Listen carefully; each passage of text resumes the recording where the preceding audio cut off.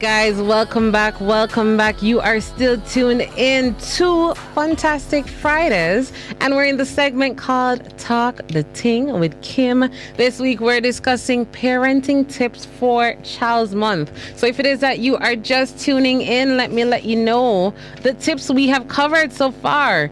If it is that you missed it though and want to get the in-depth explanation of each tip, feel free to catch the recording, because we do have a recording for every single Talk the Ting with Kim episode, and it's posted on Funtastic Fridays or YouTube channel. Just go over there, go and go check it out. But to remind you, tip number 1, it's okay for your child to be mad at you. Tip number 2, don't try to fix everything. Tip number 3, give your child lots of nurturing physical attention. Tip number 4, offer a variety of activities for them to do.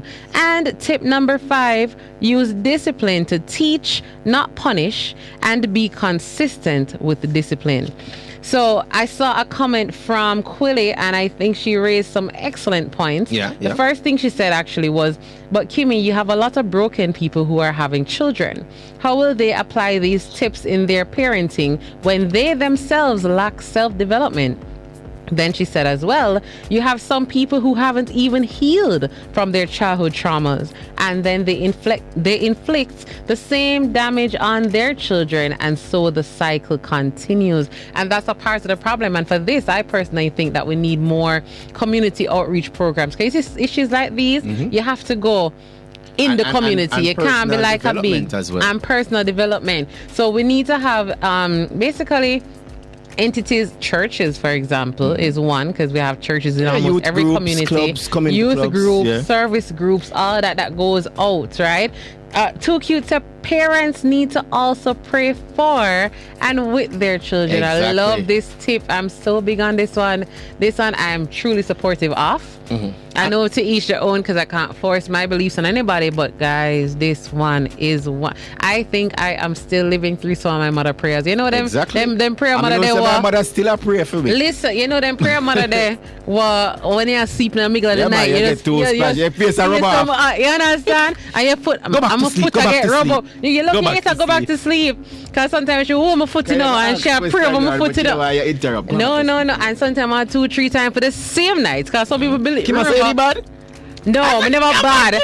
She was trying to give me extra. Kim said she have to get 3 pair. She was trying to give me extra protection, sir. I'm just troubling you. Ensure. So, listen, I tell people all the time. I think can't done. I'm just troubling you. Exactly. Because we don't know if I want. I could have the same prayer. She just come continue. You can't study. I know. Funnily, I remember that every time I'm going through something, right? I'll call mommy. I'll call mommy and say, "Mommy, pray for me now." Nice. And the other day I said to myself, you know, Kim, you need to develop this own prayer line, because I want to be this. Mommy too. No, I do that. No, trust me. I pray for my family more than I pray for anybody else. More than I pray for myself. Especially my brothers, because they're men in this society, and I think men are just dealt with harshly, right? Especially with my brothers. But my thing is, I remember saying to myself, say, Kim, you need to establish your prayer line too. Not that I don't pray and I don't do all of that, but it's like I believe more in a fair prayer them than my prayer them, you know? And I say, you know, Kim, you need to develop that own line for yourself, because the truth is, and it's very much reality, she may not be here one day. What am I going to do? Am I going to stop, you know, praying? Am I going to say, okay, well, God, what am I going to do? Come here, you know, really that strong like she and you. So, no, I can't do that. So, since then, I've been working on my relationship, building my relationship, so I can be that prayer warrior mother for my people, you know? And then, I'm working on it. As you said, Kim, as well as two kids, say, you know, pray for the kids, pray with the kids. And with them, yes. As I said, as I mentioned before, you know, people, it's not just sending your kids to these places, sending the kids to do this. Do it with them. Brushing the teeth together. Them look a family thing there. Yeah, because enough time in the thing, you don't have time, you know, and I have these are great moments, and you can talk while now look at brushing the teeth, you know, reason about the D and them something there. These family things help us, because enough people now brush them teeth at night time. Meet with them. You see them go bathroom, brush your teeth and go to bed. By the time they don't wash off for them mouth, 3 times and come back, the teeth no brush. Quilly said, is the best feeling when I'm in my deep sleep and then feel my mother's hand praying over me. Gives give me a sense of security and like love. She used to, me never mind. As so I understand, clearly, I understand. Never talk, honestly. As a child, you know, you're in your sleep, you're miserable. I never minded it because, as she said, a sense of security and love, because I understood why prayers were done, so I did always appreciate understand why I go on, but as I look at it, me used to say, no, sir, what the mommy? What shall we be so ready for? I later on say, I try sleep. Yeah, so parents, I see a lot of nowadays parents, we like to send a picnic to church. We're not going on. Exactly. But we are send them, and we tell them, say, make sure you go with grandma, and you can't miss church. But why you not go with them? You understand? So that shows that counter, exactly. A drink one special. So it shows you have a belief. And you say, boy, my picnic, forget this. But what about you? You know, go with them. They don't share in it with you. They don't see it as a moment. It's a separate experience. Them only know, them actually associate grandma with it, you know, more than you. Yeah? So we need to work on that. So, well, you know, Too Cute dropped in tip number 6. I'm going to go to tip number 7. All right. So that's an extra tip for the show. Tip number 7, have realistic expectations. So just like with relationships and marriages, a lot of people believe it's a fairy tale. Oh my God, you know, in the movies, me and my kids are gonna go to the park and we're gonna laugh and we're gonna go on the swings and we're gonna. No, that's not parenting. Well, Kim kind of hurt my feelings right now. Because me used to draw the little box thing, and in the box me used to put 25. So I'm supposed to marry at 25. And when you go around the box, it say me I gonna have kids at 28. And you know, I have the name. You're not past 28 upstairs, yet, sir. downstairs. You've been at 27 for a little bit now, and that's fine. Yeah, but past at 25. So you know, it's very risky. So yes, set realistic expectations. Yes. Ah boy. Right. So that's actually more for the kids now. So, okay. Oh, so my kid again. So you are going through something, sir. You are going through something, sir. Right? But all children misbehave at times, and it is inevitable that you will have some discipline challenges. So I mean, to be honest, I don't think I gave my mother too much trouble, but I'm sure I did give her trouble, right? I was one of those kids, though. You could have given me the look, I'm a fix up. My conscience easy for, like, I feel bad easily. I don't like hurt people. I don't like do nothing, you know, to nobody. So if my mother just give me a look or tell me that she's disappointed, oh my Lord, my fix up. Never again will she have to feel that feeling, right? But that's a child I am. And everybody have them picnic. My mother have 4 sons as well, and me see her run them down. All right, because here's the thing with Kim. You see, Kim, I've been a friend of Kimmie's for a little while now, right? And you see, Kim give the kind of way they call fun trouble. Yes. Like when boys get trouble, oh, yeah, man. You ever hear say this a person, they broke the neighbor glass window, yes. They mash up this injure themselves on top of it, almost cut out them iron or them something there. There'll be more of a destructive trouble. Yes. Kim know most of the fun trouble. Kim hide a little book and you can't find it. And then like, you know, they look like mischievous thing. And they would laugh. And they would laugh. So it's not really destructive, but yeah, it can be a bother sometime, but it's not destructive. My conscience always These works. Kids nowadays, they don't work so. Then we war with you, and that is the problem that we're looking and at. You have to expect it. Trouble, so you have to try and monitor it to a level to ensure that they're not destructive. That's the bad part where it starts going. Exactly. So trying to be the perfect parent and expecting the perfectly behaved kid can set you up for frustration and disappointment. So you have to be very realistic that kids go and get trouble. Yeah. They're curious. They're gonna try out stuff. They're going to do exactly what you tell them not to do. They're gonna fail a test. They're gonna hurt themselves. They're gonna do something wrong. They're going to do it. It's a part of it. Point. And if you look back at your past, you did exactly the same thing. Mommy said, "No, go around the corner there, no." And then you said, "But hold on, what around the corner? What mommy know what I'm gonna do?" And you say, "Man, go. We don't know the secrets, you know. We don't know the secrets." Even at this point, I figure out something came and I try and wonder why it never made no sense. But as I said, kids will be kids. Kids will be kids. At some point, the whole we used to teeth out some of my sugar. All the time. And teeth out piece of meat. Or piece of the Horlicks. Or some of the Horlicks or the condensed milk in my hand. I mean, I understand the logic. And it was teething. I don't even know why. Like, you know, you could have probably asked. I mean, it would make sense. Okay? We are eat sugar. And someone did lie bad. Some uno did lie, but we no reason for lie, did they? Uno just lie. Well, I Kool-Aid read up the lip. You take out the Kool-Aid? No. What a pile it. Guys, I think I shared this story one time, but for all the new listeners, let me tell you though. Me have a little brother there. Yes, little brother, I'm not calling name up, me allowed you up. Yeah. Right? This man should have been a lawyer. Because me I tell you, if in the take me go court, me da lose. How when evidence did it, me would lose. I remember we said him for go bed. And him going at the bath for a while. Him going at the bathroom for a while. and come back out and say, yeah, in bed. Yeah. But it's becoming know how him style you know go. the style, yeah. I go in and I check. Rag dry, tub soap dry, yeah. tub dry, yeah. everything. I'm going to say, so and so, come and I'll call him name. Right. You never bed. But Kim, oh, you know me never bed. I said, look at the evidence. Listen, you see what him done talk and the theory. Like, you know, it's what about football. And somebody about football. But you know, say, and him go and like him voice start crack. And him explain. And can I tell you guys, even though I think I have sense, after him give him speech, I started doubting myself, like, you know, probably in the bed, and somehow the tub just dry quick, and the rag dry, like it just don't come off of the line. Like, honestly, the speech he gave me and the teariness in his voice, guys, when I tell somebody to believe it, I'm not exaggerating. I started to question myself and my logic, because someone lie, but you know, someone a bad on the line. Yeah, man. Right? So you have to expect that some of your kids will be like that, but you have to find ways to work around it. He's no longer like that. I'm very proud that we've worked our way past that phase, but I always tell him, sir, you forgot to liar. God no. Can we not believe anything you come tell me? Yeah. So expect that. Don't expect perfection from your kids, and I think if you do so, you set up yourself for failure. All right? So tip number 8. Parent by example. So model what you expect. Thinking of your kids of like a copy machine who will mimic everything you do. Well, actually, let me change, not thinking. Think of your kids like a copy machine who will mimic everything you do. If you make poor choices in behavior, you are giving them permission to act in the same ways. So check in with yourself and don't lose it in front of the children. So this is an answer sort of to what Quilly said, right? Yeah. A lot of us expect our kids to be better than us.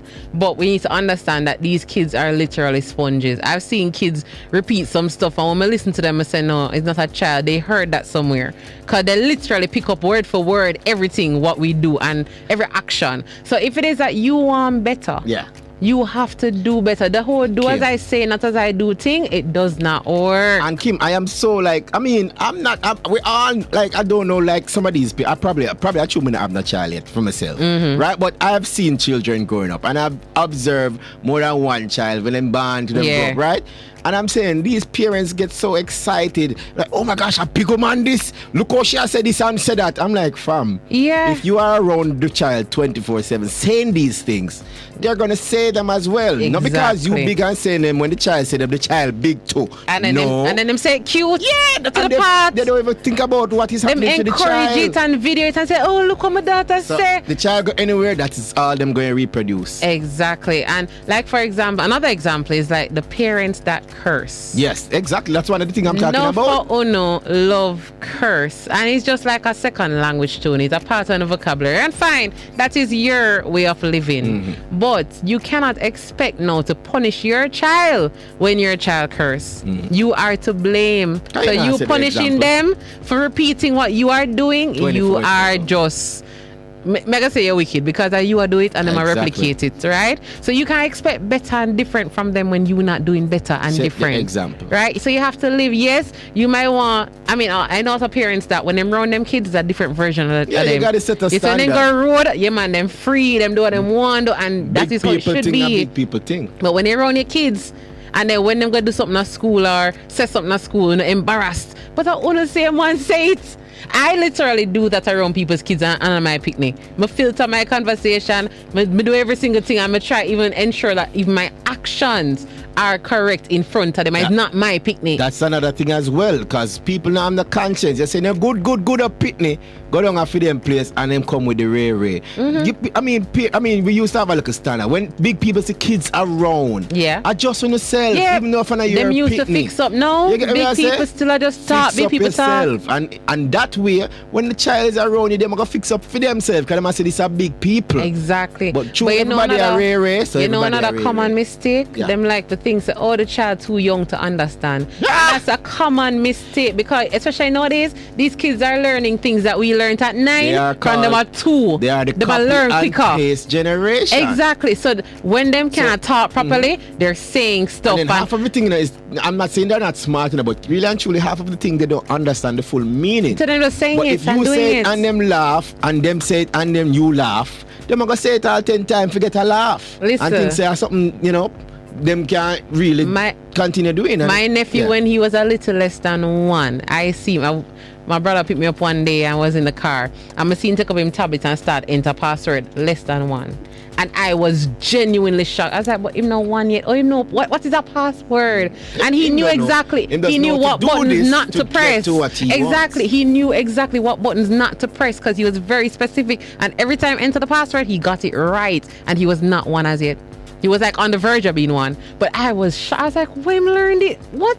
How do you learn this at this age? So they need to stop thinking that, oh, them are pitty, them not understand yet. So we can't go and do it now. So them will eventually get it. But for now, we can't do it. No, don't do it. Don't do it. You're setting up yourself for failure, all right? Number 9, right? Don't compare your children to each other or to other children. And this is something that we do. This one actually was one that while researching this, it came to my memory. I remember my dad did something once, and as a child, I never think nothing of it, but when I recall it now as an adult, I'm like, that never right. And I can imagine probably how my brother felt at the time, but never said it, right? I remember I was always good in school. I get good grades. Daddy always cussed me and said, boy, you never study and you get good grades. Imagine if you did study. And I remember he wasn't doing so great in school, and we were immediate, as in, he was a 3rd child, I was a 4th child, but he's about 3 or 4 years older than me. And can I tell you, I remember Daddy one time said, go and go make your little sister help you with the homework. Right? No, I can imagine it's a very simple thing. I'm sure when he said it, it wasn't to bash him or to say you're an idiot or anything. His logic was your sister is good in school, so she can help you. But then I remember sometimes noticing a little animosity from him. And now as an adult, I understood what that was doing. You're telling your son, who is older, to say, all right, you're probably you'd never use the words, but the comparison probably made him feel like your little sister, who is 3 or 4 years younger, is doing better than you, and you need to go to her for help. Which people want to hear that? All right, you see, even situations like that, as I said, people, balance is key. So if a situation comes up like that, you can't just send one child one way, right? So therefore, if you're gonna send, let's say you send the son to go get help from the daughter with maths, here what you do? Tell the daughter to go to the son to get help with sports. Yeah, or get involved. Yeah, but you make mean, be the middle. Yeah, be the parent. If you work as it's like a teamwork thing, it doesn't come off like that. But if you keep on sending one person to one side, it's gonna. And sometimes that's how you as parents create animosity between your kids and they even understand. See, I've also kids know that competing with each other without knowing that they're really doing it, because you always have to say, boy, Lionel always good in the school, and boy, you're doing all these things, and yes, you need to praise the children, but you need to learn how to. You have to use like a tactic, and understand that your kids have different strengths. Some going to be good at academics, some going to be good at sports, some going to be better with their hands. You can't be forcing everybody. Yes, education is important, but find out what your niche is. Find out what the kids' niche is, because you might be forcing them to study a book when probably that's not their path. And then what it forces sometimes is a word that affects enough families. Favoritism. Exactly. If you have say, okay, everything I go on, I know sometimes you have the bigger child. And then sometimes it's so amazing that it's not always the bigger child that gets the most roles. That's true. So if you have everything, when this I go on, no man, I go to Kim for this. I go to Kim for that. I go to this one for that. We need to take some flour. Go to this for that. If you have this one person, one child monitoring you have to give each person a role. Exactly. Share the thing. So don't compare them to each other. Accept each of them for who they are, because they're all different. And don't compare them to the neighbor picnic. Yeah, boy, say, some over there say wake up 5 o'clock every morning. Different school. And some every morning wake up the yard before him left the yard. No, don't compare. Either you're going to teach them and try to probably get them to pick up that trait, but guess what, it may not work. And just accept that they're not that type of person. The minute you see some over there about a spliff, you're going to say, whoa, ho, ho. Exactly. nobody follow Sam. So stop the comparison. Okay. All right, so we're almost at the end. Tip number, I think this is 9. Anyway, we're almost there. Don't ever give up on your child, right? So all of your children's problems can be worked through with humor, goodwill, and perseverance. With proper parental support, even the most troublesome teens can become amazing people.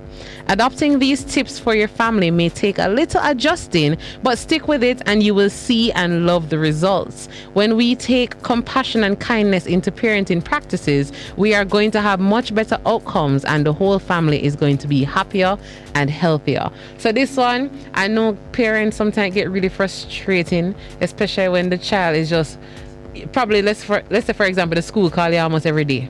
I get tired of the school I call you every day. And you say, boy, I can't bother in a call because him just not take book or she not take the book. And you start give up.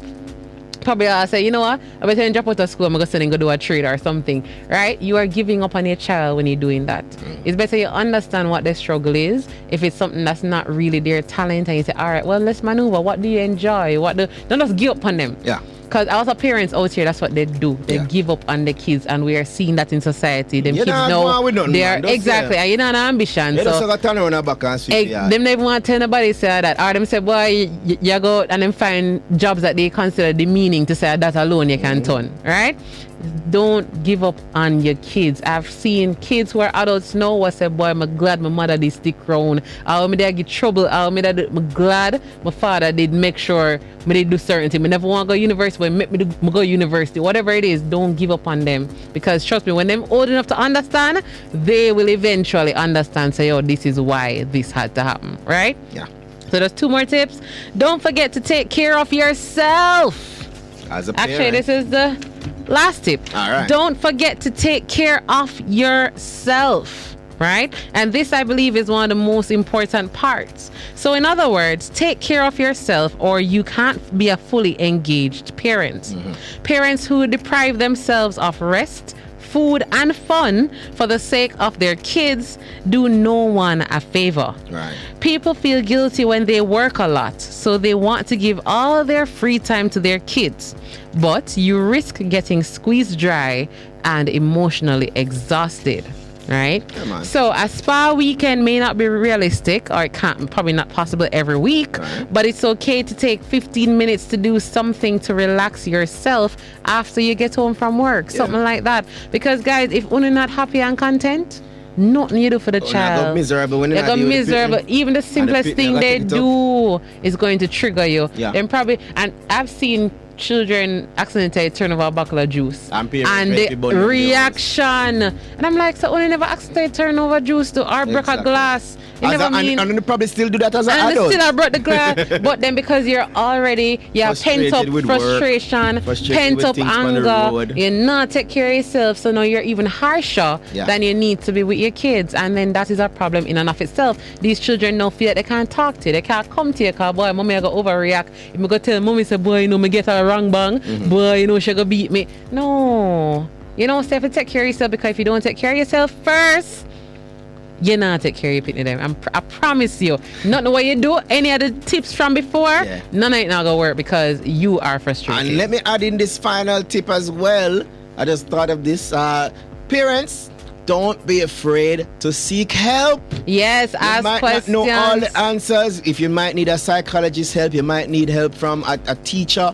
Find help, just ask around. But we're not talking about going neighbor and chat people business. But really and truly, seek professional help if necessary. There are persons who are trained to deal with kids. Kids have issues, start throwing tantrums. There are things might behind it you don't understand. Don't be afraid to seek help. I love that one. That's the bonus tip for the show. All right, so guys, thank you all for tuning in. Thank you all for listening. Thank you for sharing your comments and your feedback and, you know, the agreements that I'm seeing in the chat saying that, these things make sense. And I hope, guys, that you employ some of them and don't think that by tomorrow, if you're willing to try these tips, you're going to figure it out. No, try somewhere. So if it's to take better care of you first, that's so. Everything else will fall in line after. And please take care of the kids. Them need it now more than ever before. You see the country we're in right now. So guys, place the importance because they are the future. So if we make the mistakes now, we're going to reap the benefits in the future. All right, big up to everybody. Have a fantastic weekend. Congrats to our winners, Quilly and City and Too City. Cute. I am Ashley and Chris. We're out.